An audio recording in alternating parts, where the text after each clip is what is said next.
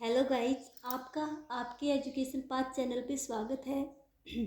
जैसे कि आपको पता है, हम यहाँ पे कर रहे हैं D3+V TGT नेचुरल साइंस की बायोलॉजी।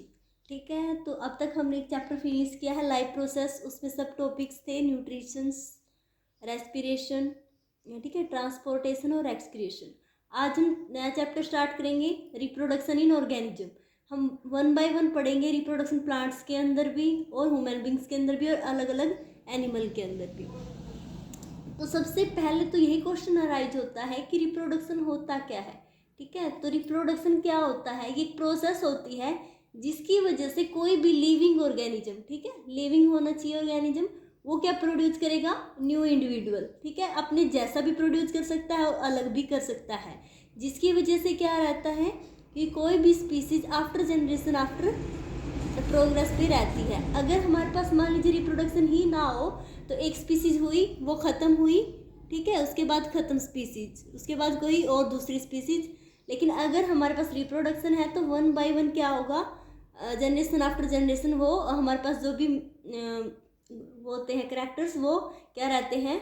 रिजर्व। तो ये है हमारे पास रिप्रोडक्शन।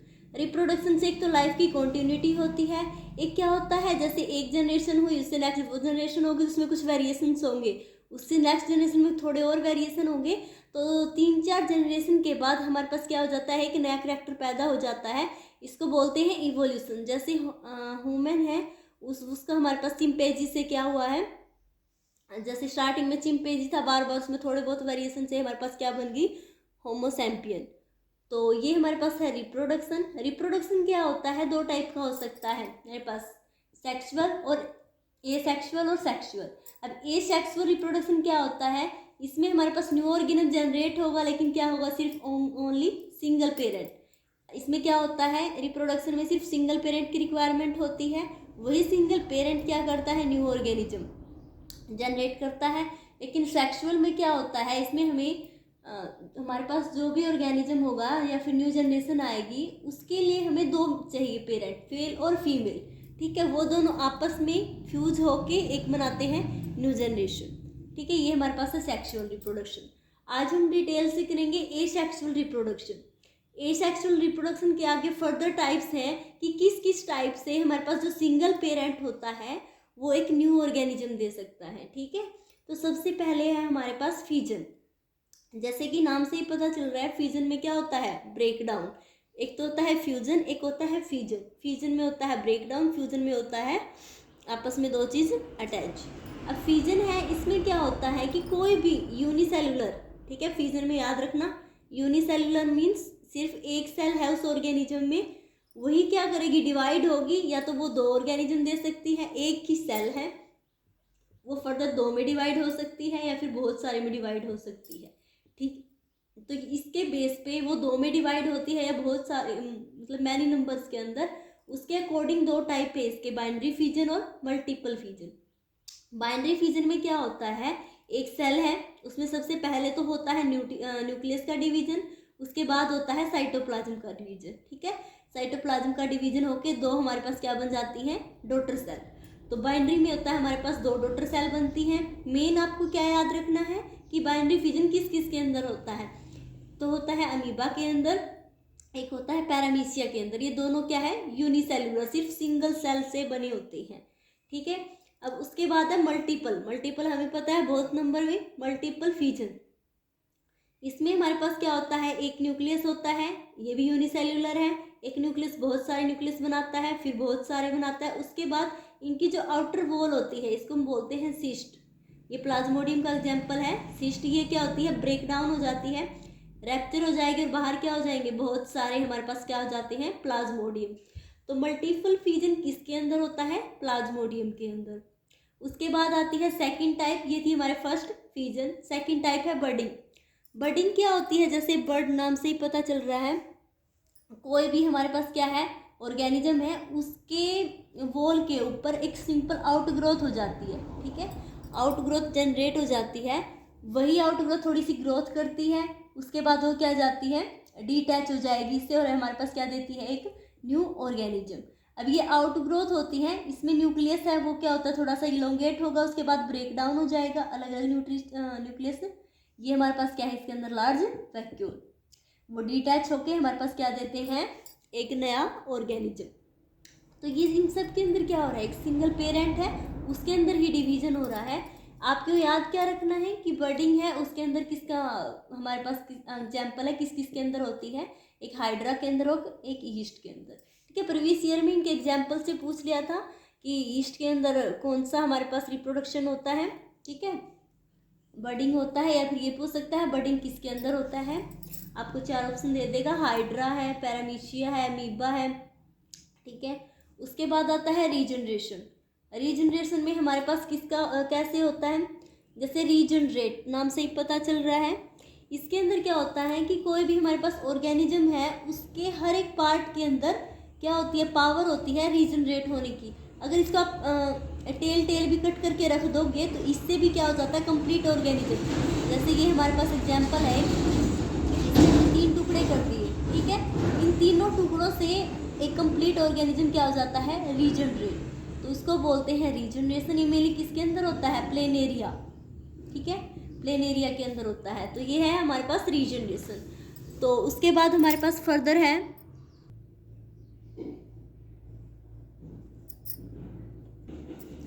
रीजनरेशन के बाद हमारे पास है वेजिटेटिव प्रोपेगेशन, 3rd नंबर। जो वेजिटेटिव प्रोपेगेशन है, इसमें हमारे पास क्या होता है, हम न्यू प्लांट को जनरेट करेंगे कैसे, वेजिटेटिव पार्ट से। वेजिटेटिव पार्ट कौन कौन से होते हैं प्लांट के, रूट, स्टेम और लीव्स, ठीक है। किसी भी प्लांट की हम रूट लेंगे, ठीक है, उस रूट के ऊपर क्या हो जाता है, कुछ बर्ड्स डेवलप हो जाती है, ठीक है, जिनको हम बोलते हैं एडवेंटिशियस बर्ड। उन बर्ड से हम क्या कर सकते हैं, अलग से लगाकर एक न्यू प्लांट जनरेट कर सकते हैं, ठीक है। तो ये वेजिटेटिव पार्ट से हमने क्या कर दिया, नया प्लांट बना दिया, तो इसको बोलते हैं वेजिटेटिव प्रोपेगेशन। जैसे कि एग्जाम्पल है स्वीट पोटैटो। उसके बाद बाय स्टेम, स्टेम में कैसे होगा, जैसे हमारे पास पोटैटो है, ठीक है, इसकी स्टेम ली हमने, ठीक है, उसको हमने क्या हुआ, अगर थोड़ा सा पार्ट ले लिया स्टेम का और हमने सोइल और न्यूट्रिएंट्स दिया उनको, तो वो भी क्या कर जाता है, ग्रो करके एक नया प्लांट दे देता है। उसके बाद किसी किसी के लीव से भी हम क्या कर सकते हैं, न्यू ऑर्गेनिज्म। जैसे ब्रायोफाइलम है, ब्रायोफाइलम में क्या होता है, उनके जो लीव्स होते हैं वो लार्ज साइज के होते हैं, उनके ऊपर स्मॉल एडवेंटिशियस बर्ड जनरेट हो जाते हैं। ये बर्ड्स अलग से डिटैच होकर हमें क्या देती हैं, एक नया प्लांट, ठीक है। तो ये हमारे पास वेजिटेटिव पार्ट से क्या था, नया प्लांट, ठीक है। आपको एग्जाम्पल याद करना ही पूछ सकता है, ब्रायोफाइलम में कौन से टाइप का है, ठीक है, रिप्रोडक्शन। उसके बाद 4th नंबर पे आता है आर्टिफिशियल वेजिटेटिव प्रोपेगेशन।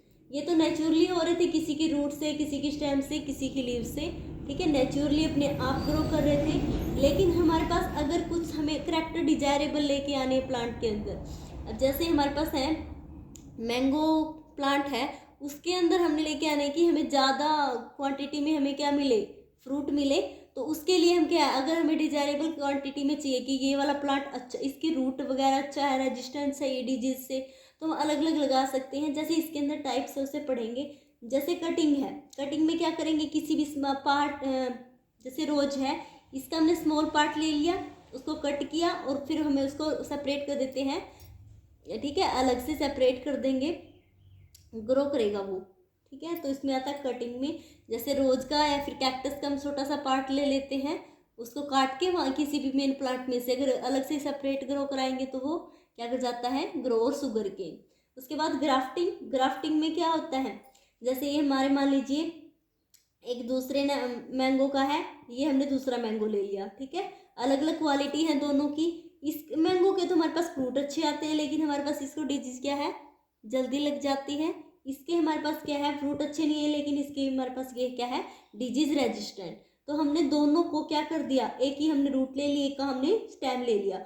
जिसकी रूट है वो स्टोक, जिसके ऊपर फिट करते हैं स्टेम है उसको बोलते हैं सियोन। दोनों को हम क्या करेंगे, दोनों को लपेट देंगे किसी चीज़ से और वैक्स कर देंगे, ठीक है, दोनों चिपक जाएंगे। कुछ दिनों के बाद देखोगे आप, तो ये क्या प्लांट ग्रो कर जाएगा। इस प्लांट को क्या है, रूट किसकी मिल रही है, इस प्लांट की, ठीक है। ये मेनली मैंगो के अंदर, एप्पल के अंदर और लेमन के अंदर होता है। उसके बाद है लेयरिंग, लेयरिंग मेनली उन्हीं के अंदर होता है जिसकी जो स्टेम होती है वो फ्लेक्सिबल होती है। कई बार आप लोगों ने देखा होगा, जैसे किसी भी प्लांट की स्टेम क्या होती है, बहुत ही फ्लेक्सिबल होती है और नीचे अर्थ तक आई हुई होती है। फिर हम क्या करते हैं, अगर हम अर्थ के अंदर उसको थोड़े दिनों के लिए इसके दबा देते हैं, नीचे अंडरग्राउंड कर देते हैं, उस थोड़ा सा पार्ट बाहर छोड़ देते हैं, ठीक है। तो क्या करती है, ये ग्रो कर जाती है। फिर हम इसको अलग करते हैं, डीटैच, और वो क्या करती है, एक अलग से नया प्लांट बन जाता है। मेनली ये जैस्मिन और हिबिस्कस के अंदर होता है। उसके बाद लास्ट में आता है टिश्यू कल्चर से भी हम रिप्रोडक्शन करवा सकते हैं। कैसे, हमने किसी भी प्लांट का पार्ट ले लिया छोटा सा, ठीक है, लीव, स्टेम, रूट, कुछ भी ले सकते हैं, उसको हमने आर्टिफिशियल बाहर से न्यूट्रिएंट प्रोवाइड किए। थोड़े दिनों के बाद देखेंगे इसके अंदर ग्रुप ऑफ सेल बन जाता है, जिसको हम बोलते हैं कैलस। ये कैलस अलग से क्या कर सकता है, प्लांट को जनरेट। मेनली ये होता किसके अंदर है, ऑर्किड्स के अंदर। तो आई होप आपको ए सेक्सुअल रिप्रोडक्शन समझ में आया होगा। कल हम करेंगे sexual reproduction in flower. Thank you guys. अगर आपको अच्छा लगा हो तो आप लाइक करें, सब्सक्राइब करें, and thank you for watching.